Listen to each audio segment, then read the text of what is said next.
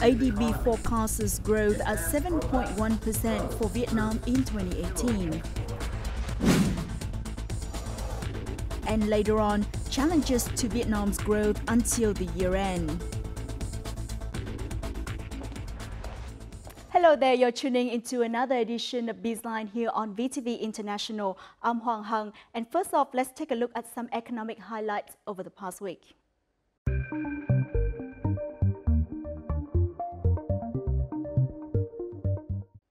Vietnam's economic growth rate can reach 7.1% this year, according to a forecast announced by the Asian Development Bank, or ADB, at a press conference on Wednesday.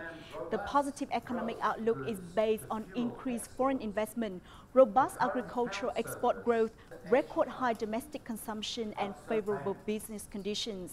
The ADB also mentions some challenges that Vietnam may face this year, such as state budget, public debt, and lack of highly skilled workers. This year may also see negative impacts from trade protectionism between China and the US. Vietnam is set to begin exporting rambutan to New Zealand after years of trade negotiations between the two countries. The move comes after a meeting between Deputy Prime Minister Vương Đình Huệ and senior officials from the government of New Zealand in July of last year during his official working visit to the country.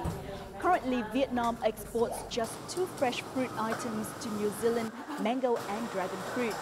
Vietnamese rambutan passed the country's import risk assessment in 2014. Vietnamese rambutan has been exported to the US, Canada and the EU, as well as the Middle East, Africa, China and neighboring countries in Southeast Asia.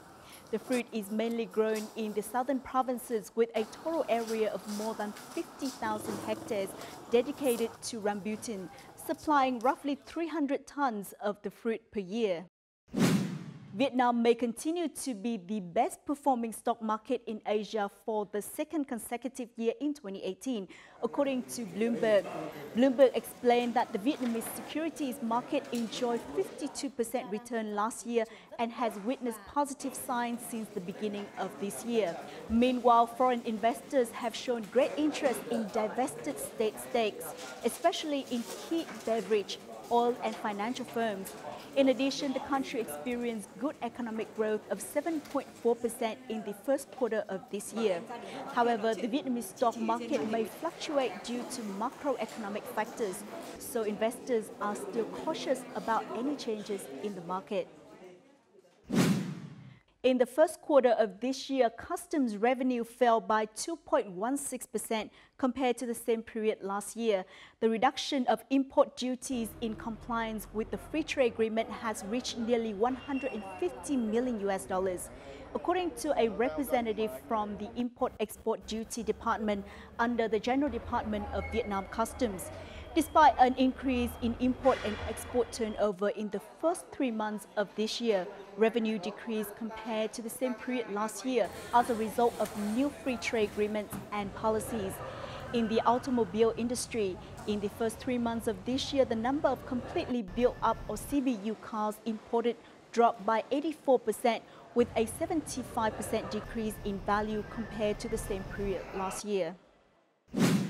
Moody's Investors Service has upgraded their long-term local currency bank deposit ratings and local and foreign currency issuers ratings of 3 Vietnamese banks from B2 to B1. The banks include Asia Commercial Joint Stock Bank, or ACB, Military Commercial Joint Stock Bank, or MB Bank, and Vietnam Technological and Commercial Joint Stock Bank, or Techcom Bank. Moody's also raised the baseline credit assessment, or BCA, for these 3 banks from B2 to B1. Remittances to Ho Chi Minh City so far this year increased by 4.5% against the same period last year to reach $1.12 billion. According to Nguyễn Hoàng Minh, Deputy Director of the State Bank of Vietnam's Ho Chi Minh City branch, most of the remittances are invested in production and business instead of being poured into real estate, securities, or savings as previously. Roughly half of the remittances of the city came from the United States, Canada, and Australia. Ho Chi Minh City remained the largest recipient of remittances in Vietnam last year with an inflow of $5.2 billion. a 4.5% year-on-year increase. Uber officially ceased operation in Vietnam as of 12 a.m. Monday, April the 9th. Grab is now the only tech-based taxi firm operating in the Vietnamese market. The Competition and Consumer Protection Agency under the Ministry of Industry and Trade has required Grab to provide information about the combined market share of Uber and Grab. This is to ensure its compliance with the domestic regulations of competition and avoid the risks of oligopoly in the country. Whether the combined market share of the parties accounts for between 30 to 50% of market without notifying the authority, it shall be subject to a fine of up to 10% of revenue in the last fiscal year. If it exceeds 50%, the transaction is likely to be prohibited. Those are some highlights in Vietnam's economic scene during the past week. Up next in our crosstalk, we will have an in-depth discussion on challenges to Vietnam's growth until the year end.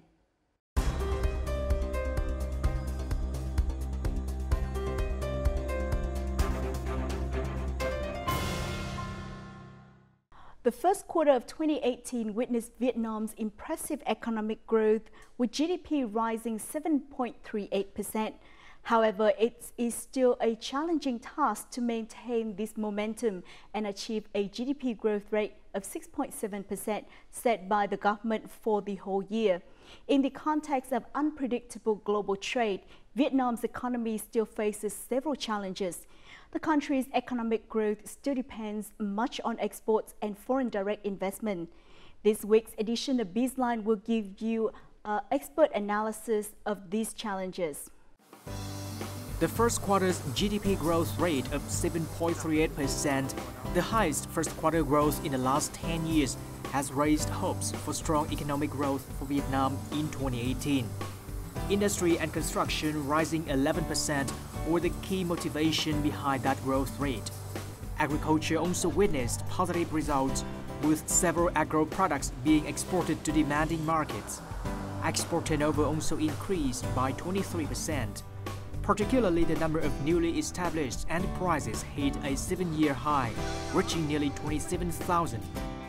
The global economy is also doing very well, and that is fueling demand for Vietnam's export-oriented manufacturing and agricultural sectors. Notably, that productivity growth has picked up in the last 2 years and continues to accelerate, and that's very good because that helps short-term growth, but it also expands the overall potential production capacity of the economy, and therefore contributes not only to this year's growth but also to medium-term growth.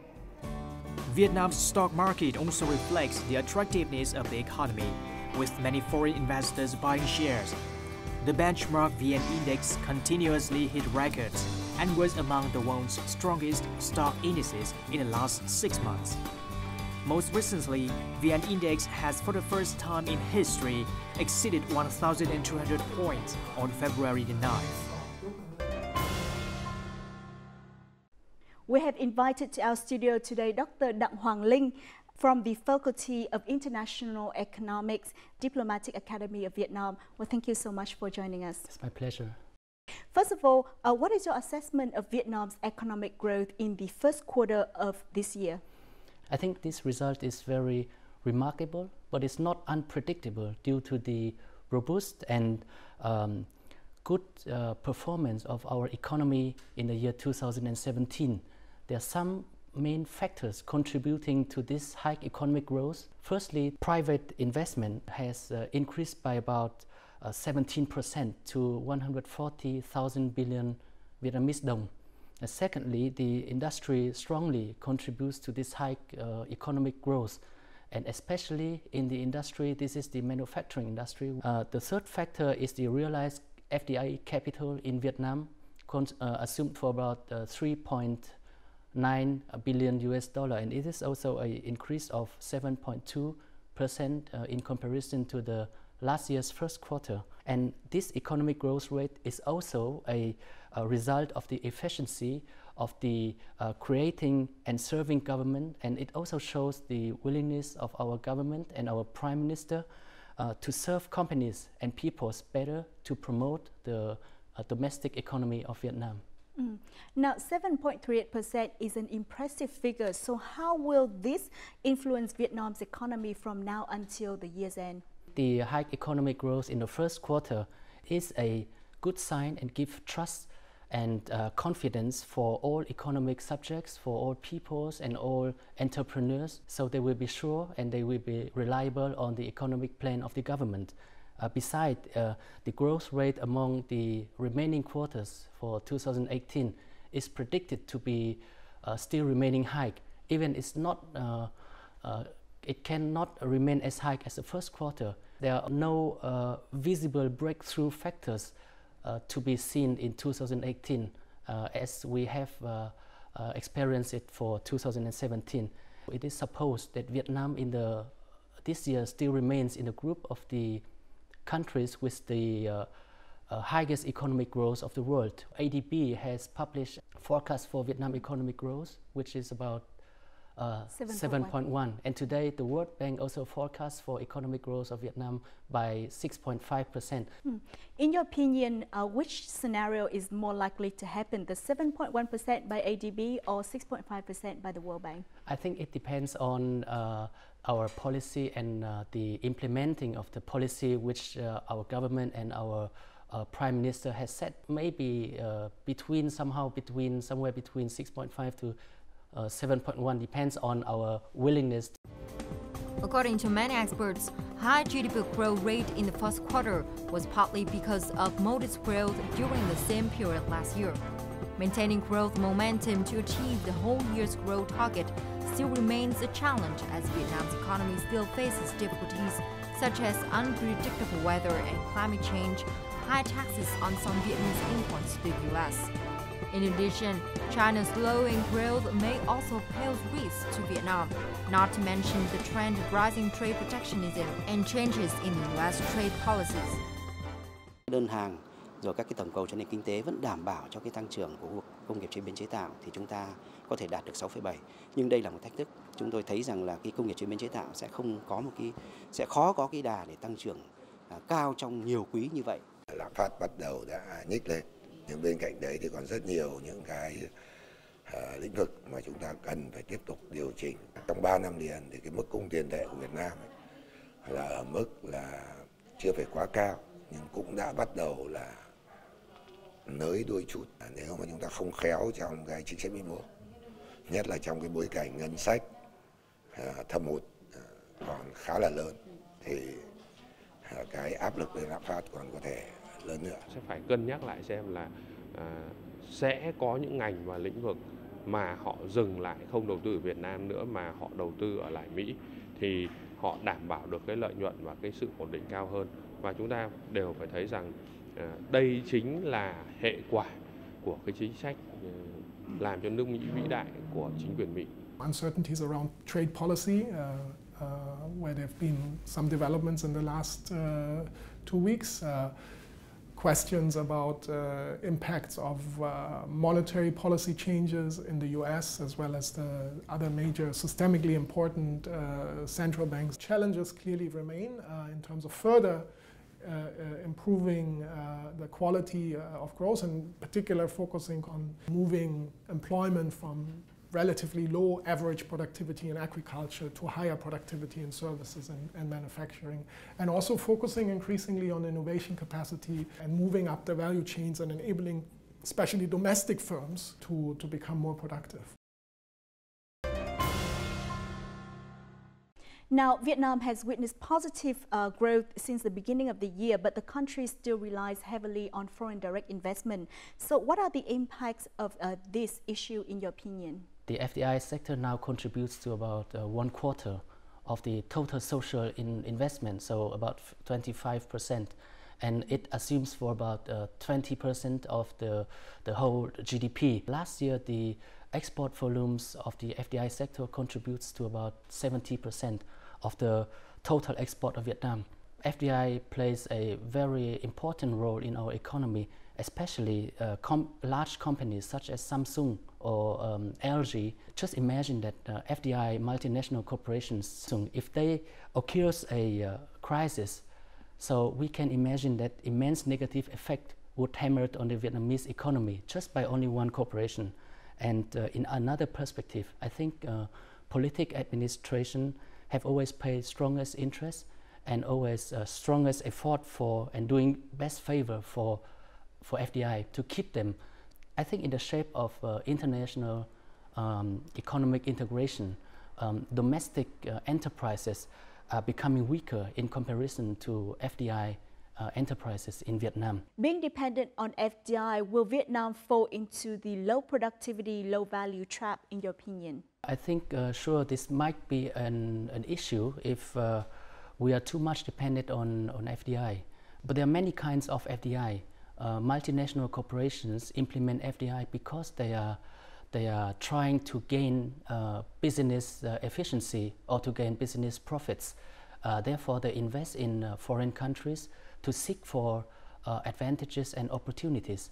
And these advantages maybe might lie in the low costs of labor, and it also may lie in the market. It may lie in the natural resources or in the framework or the environment of technology and science, as well as in the quality of the workforce. And I think the corporations and enterprises invested in Vietnam, they want to seek competitiveness by low labor quality, and therefore they invest in processing and manufacturing of low value goods. But besides, efficiency can also be gained through seeking other opportunities, as I just mentioned before, for the market, for the technology and science environment. So if we can raise the quality of such location advantages, we have a chance to realize the shift of FDI from low value goods and products to invest in much higher value goods and products. What are the challenges that Vietnam's economy faces in 2018? I think the economic development of Vietnam in 2018 might be affected by negative factors such as the unstable recovery of the world overall economy and challenges facing administrative and legal requirements from the multilateral free trade agreement in which we are now getting in, the reform process of the state business sectors, and the restructuring of public investment still have some shortcomings. And also there are still many forthcoming waves of challenges due to the Industrial Revolution 4.0. Now, recently tensions in the US-China trade relations is escalating. So how does this affect Vietnam in terms of economic growth? Vietnam would become a more attractive investment destination for multinational corporations who decide not anymore to invest in China due to the problems of these tariffs. It would be also an opportunity for Vietnamese exports because we can see that the structure of the export from Vietnam to USA and China are quite similar. So it is a chance for us to take opportunity from these disputes to increase our export to USA. Vietnam now currently counts the US market as the top single country export market of Vietnam. Last year we exported $46 billion worth of goods to USA, but some experts suggest that Chinese firms which are hit by these tariffs try to sell as much as possible to a dumping price in the Vietnamese market to take a compensation to the loss they occurred by the US tariffs. So it is a risk, but besides, Vietnam can also gain advantages. The government has recognized the importance of the private sector and strived to create favorable conditions for private enterprises. Although the number of newly established businesses and registered capital have increased sharply, many enterprises still face many barriers to development. Being developed from a scientific research project, this firm has been initially successful in the domestic market.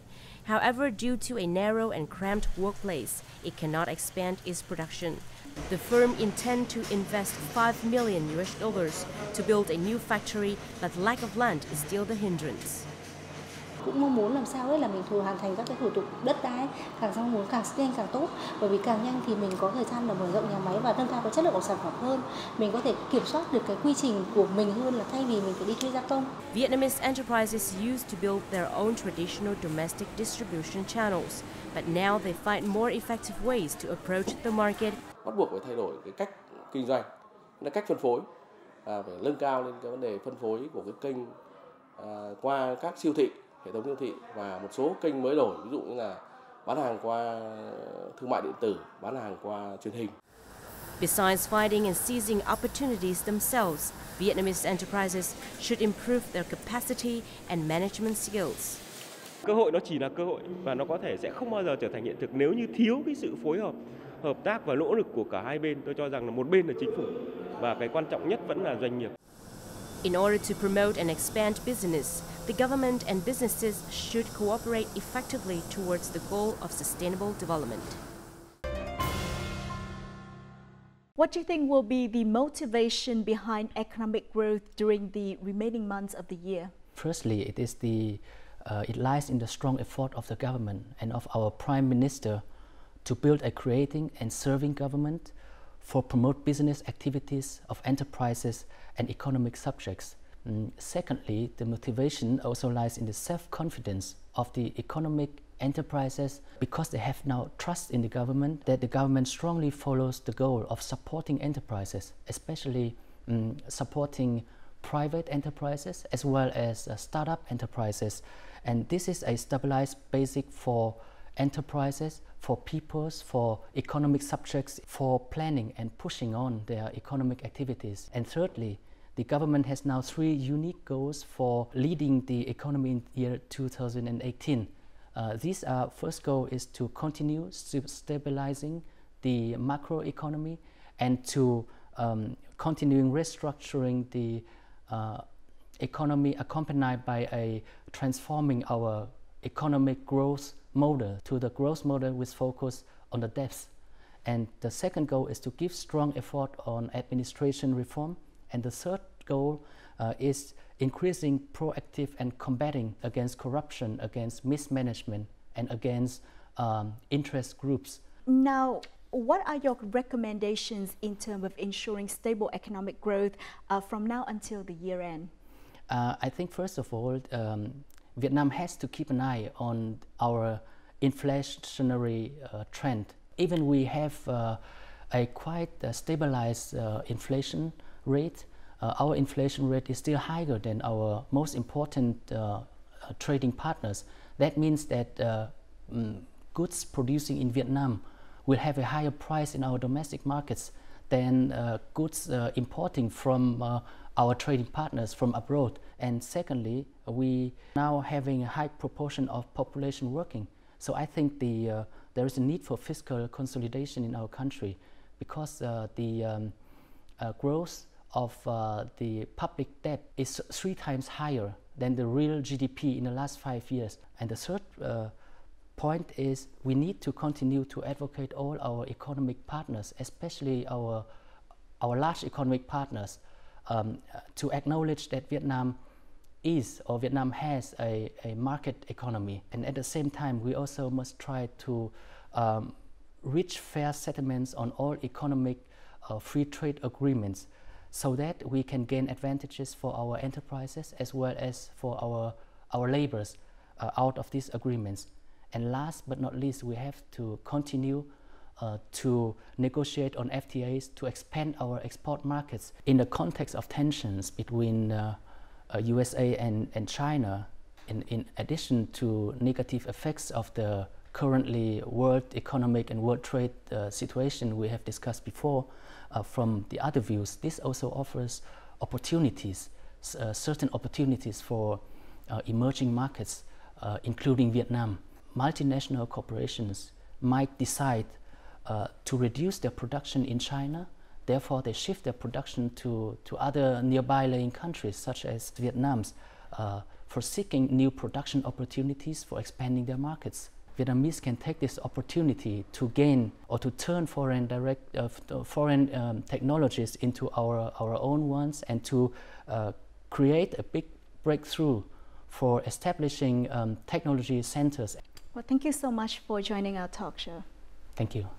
During the cabinet meeting in early April, Prime Minister Nguyễn Xuân Phúc requested all state agencies and localities to take advantage of the high growth rate in the first quarter and to focus on addressing the current shortcomings of the economy, such as slow increase in the number of new enterprises, huge burdens on private businesses, or further improving the business environment.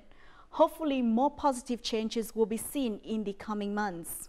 And that has also wrapped up this edition of BizLine. For more about news and updates, please log on to vtv4.vn or our YouTube channel at VTV4Go.